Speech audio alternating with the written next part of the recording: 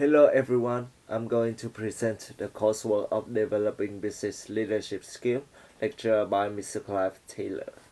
My name is Pham Hien. People also call me Lucas. I'm 26 years old. I'm currently enrolling in the master program in hospitality as HSMS. I have always been trying to get to a leader position and have as many experiences as possible in front office department in hotel industry. Passionate, inspiring, and decisive are characteristics that I'm heading to when becoming a leader in the future. I want to build strong connection within the team in order to create the work efficient. First things first, a SWOT analysis of me should be taken into account.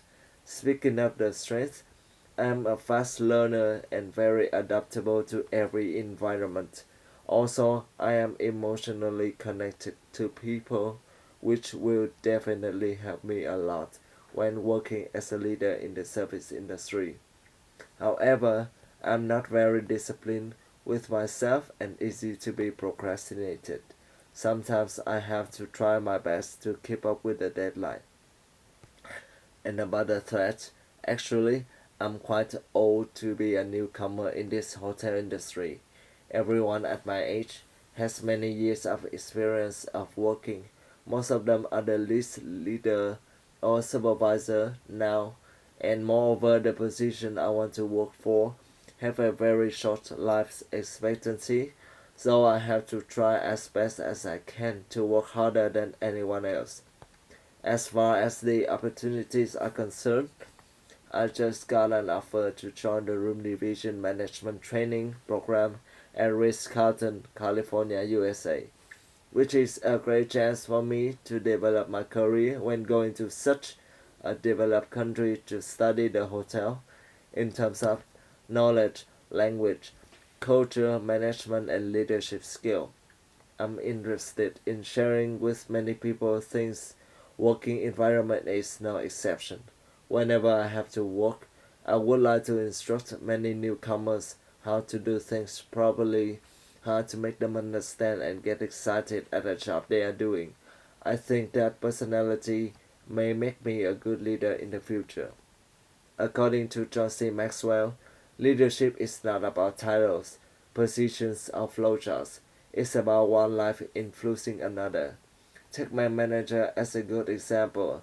At the very first time, I did not know that I wanted to be in the street so much.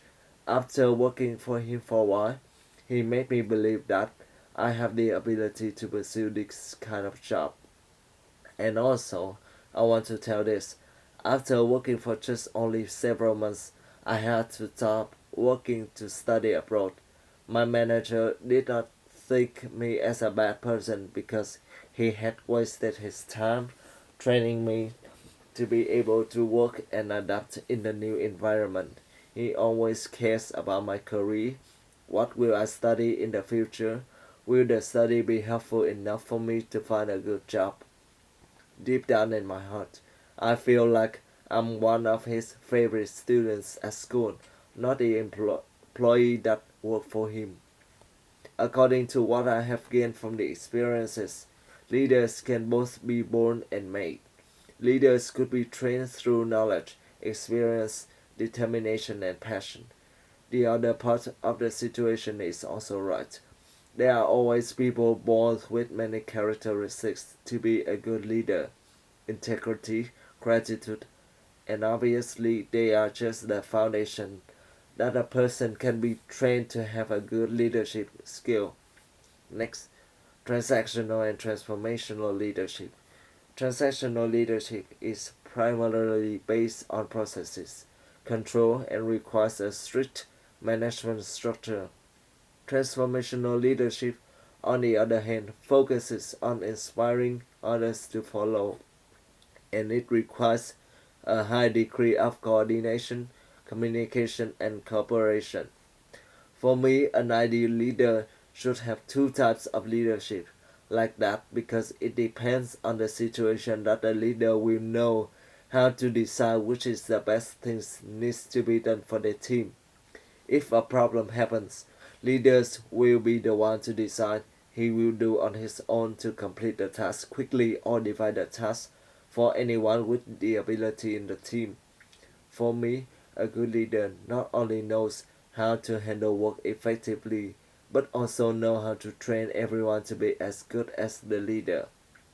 Among 6 leadership styles of government, which are affiliative, coercive, authoritative, democratic, person-setting, coaching, I am more into affiliative, democratic, and coaching. In affiliative, democratic, and coaching, leaders tend to build strong empathy relationships and communication with the team. They always try to instruct, motivate people working, and seek for opinion to make the team better. Other 3 styles of leadership also have some advantages, such as getting quick results, high effective, and time saving. But some company the manager actually do not want to coach their employees because they believe that when the employees are too good, the manager position will be very competitive. I strongly believe that emotional connection and friendly business culture among people is the most important thing in every environment. Before, I was not a good employee at the beginning when I started to get used to the new environment of the hotel. The thing that helped me to improve day by day was the connection between me and my manager. Whenever I did something wrong with the task or being shouted by guest problem, he always tried to look for what was the problem behind the situations. After that, he explained to me and instructed me how to do things properly. Obviously, to be a good leader, he also has many different leadership styles like democratic, person-setting, and authoritative. But these styles will always come after the others. When in some specific situation, a good leader is the one knowing which styles should be taken into consideration. This belief of mine also leads to another theory of Daniel Goleman. Many managers mistakenly assume that leadership style is a function of personality rather than strategic choice. Instead of choosing the one style that suits their temperament, they should ask which style best addresses the demands of a particular situation. Moving on is the emotional intelligence. Emotional intelligence is the ability to perceive, understand, and regulate emotions in oneself and another. It's not about always being nice to satisfy to everyone. It is the thing to be measured when someone have a suitable reaction when dealing with some kind of problem. Also, it is the synthesis of many aspects: self-awareness, empathy, motivation, self-regulation, and social skills.